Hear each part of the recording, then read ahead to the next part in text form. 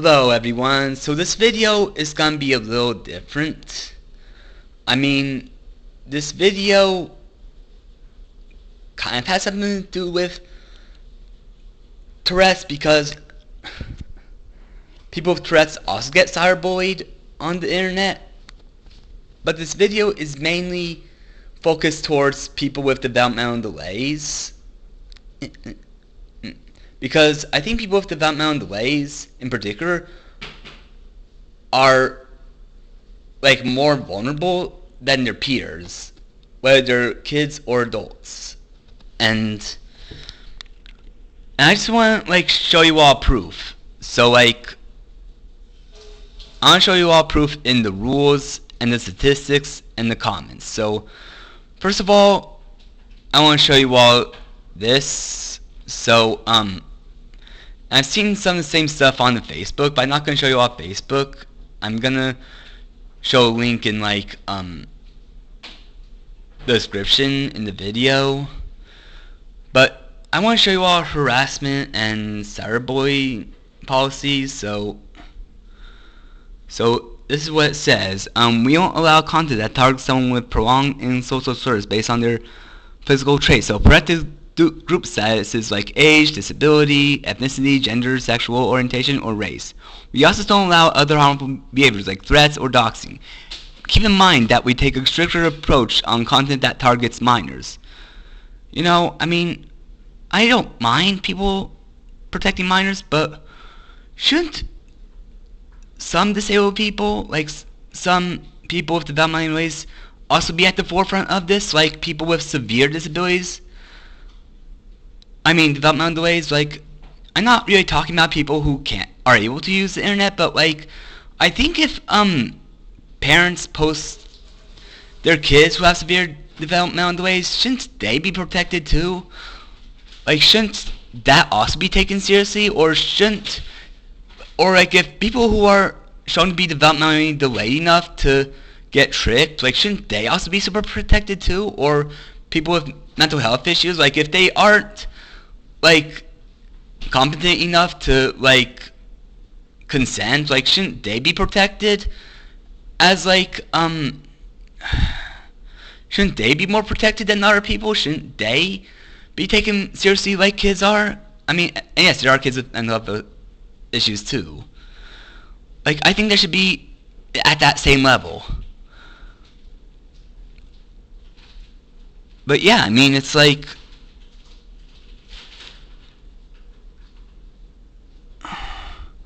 and yeah, the other thing I don't like here is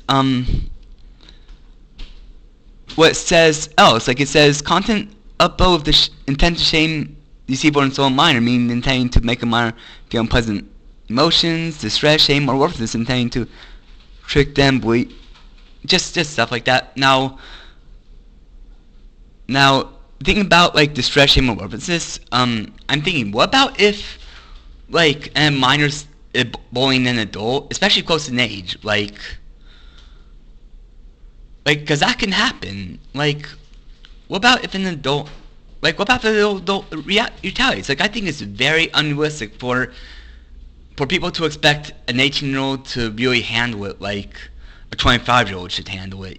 That's just unrealistic. But all that aside, I want to talk about people with developmental disabilities. You see, people like that are far, far, far more likely to get manipulated than their peers, and some of them, are even some people who are, I've seen it all. Some people who are developmentally delayed, it's they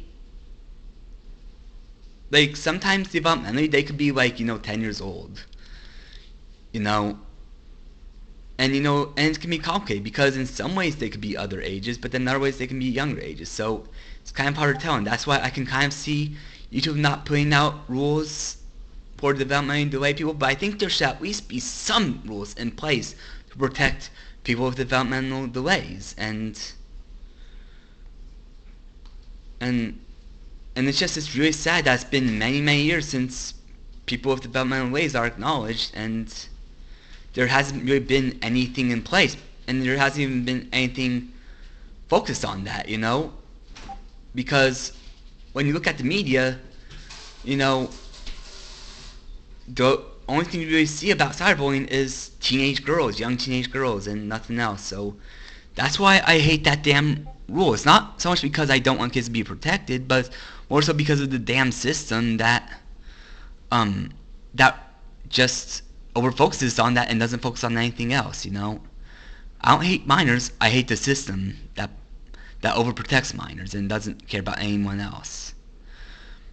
And I also want to tell you all the reason why I think they should protect other people too. Like, I want to talk about the autism suicide rates. So, due to bullying, and it says we have found that if they report being bullied in the first month after they were first seen by mental health services, they were nearly twice as likely to go on to develop suicidal thoughts or behavior. And here it says because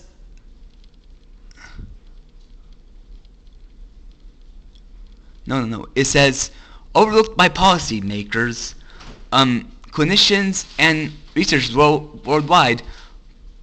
Population-wide studies in the U.S., Sweden, Taiwan show that autistic people are up to 7 times more likely to die by suicide, 1 and 2, and 6 times more likely to attempt suicide than the general population.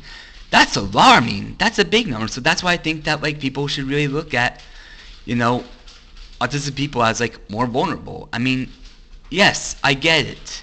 There is a protected class rule in the rules on YouTube that does talk about people with disabilities, but that's all it mentions. And when I look at job stuff, I look at job applications that talk about people with disabilities, it's they don't talk much about developmental disability. They put in the general disability. So they also mean physical disabilities and others. And I think with disabilities, particularly developmental disabilities, it's a bigger problem. And I also think that it's more of a unique issue. And our disabilities can be unique too. Don't get me wrong, especially Tourette's. But at the same time,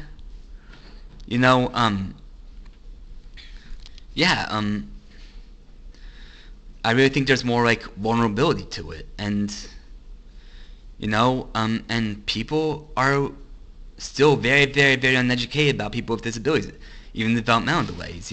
I mean, I've been on YouTube for a long time, since 2006. I've watched stuff on YouTube, and I've seen a lot of bullying against people with disabilities, and I've also seen a lot with parents who show their kids or adults with developmental disabilities, even people with severe disabilities, and it's awful what people have said online. And the fact of the matter is, people say horrible things, and some people are also uneducated, and I don't know why people feel like they can just do such things. I guess because they're behind the computer screen, but yeah, let's look at some comments, because I just want to show you all how ignorant people are, and this will be in part 2.